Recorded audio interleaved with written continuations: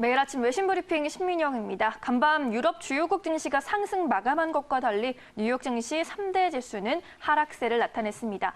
국제유가 폭락과 코로나 추가 예산 승인 지연 소식, 그리고 기업들의 실적 악화 우려 등이 악재로 작용했는데요. 그럼 오늘 아침 주목할 만한 외신들 함께 보시죠. 먼저 CNBC는 미 증시 하락에 대해서 이렇게 헤드라인을 실었습니다. Historic plunge in crude stokes more economic concerns.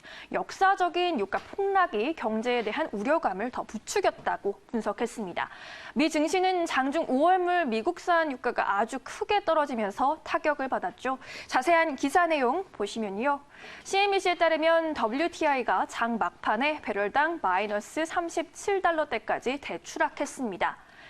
대형 에너지주들의 타격이 컸습니다. 장중에 S&P 500 지수군 내 에너지 섹터의 주가 3.63% 곤두박질 쳤고요. 에너지주는 올 들어 45% 폭락하면서 11개 업종 가운데 최악에서 벗어나지 못하고 있습니다.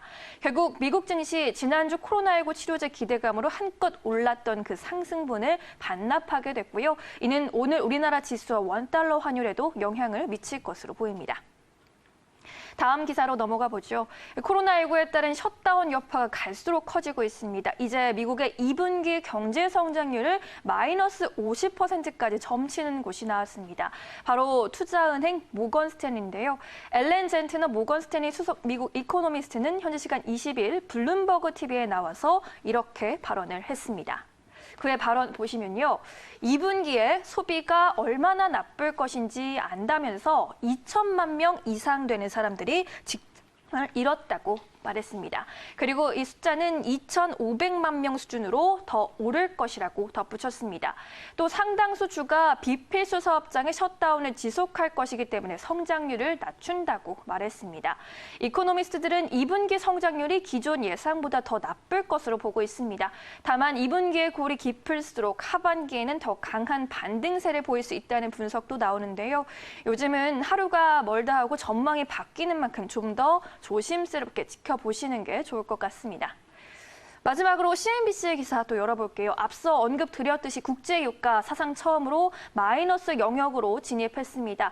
장중에 WTI 배럴당 3달러, 2달러, 1달러를 거쳐서 0.13달러대까지 하락하면서 충격을 주었는데 이후에는 0달러를 밑으로 뚫으면서 마이너스 30달러대 선까지 내려갔습니다. 돈을 얹어 줘가면서 팔아야 하는 상황이었던 거죠. CNBC는 이날 WTI가 역사상 사상 최악의 날을 기록했다고 전했고요. 자세한 기사 내용을 보시면 WTI 5월물이 만기를 하루 앞두고 수직 낙하했습니다. 원유 재고가 넘쳐서 보관이 문제가 되고 있다라는 보도가 영향을 미친 것으로 보이고요. 정유사들의 휘발유 수요가 거의 없고 유가 저장 탱크는 한계에 가까워지고 있다고 CNBC가 분석했습니다. 선물 시장에서 원유 가격, 현물에도 영향을 미치고 있습니다.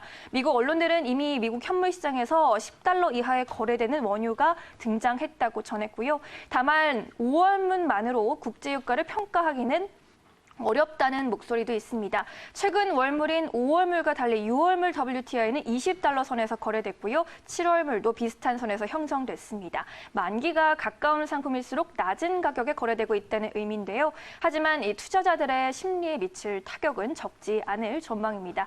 지금까지 외신 브리핑 1부 함께 하셨습니다.